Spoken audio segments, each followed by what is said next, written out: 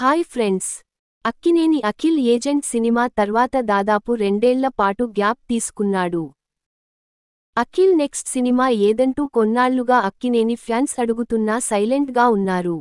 ఇక అఖిల్ పుట్టినరోజు సందర్భంగా అఖిల్ నెక్స్ట్ సినిమా ప్రకటించారు. అనౌన్స్మెంట్ కాదు, ఏకంగా టీజర్ తోనే వచ్చారు makers. Sithara entertainments, Annapurna studios కలిసి నిర్మిస్తున్న ఈ సినిమాకు లెనిన్ అనే టైటిల్ ఫిక్స్ చేశారు. అఖిల్ లెనిన్ ఫస్ట్ గ్లింప్స్ తోనే సినిమాపై అంచనాలు పెంచేశారు మేకర్స్. లెనిన్ క్యారెక్టర్లో అఖిల్ మేకోవర్ అదిరింది.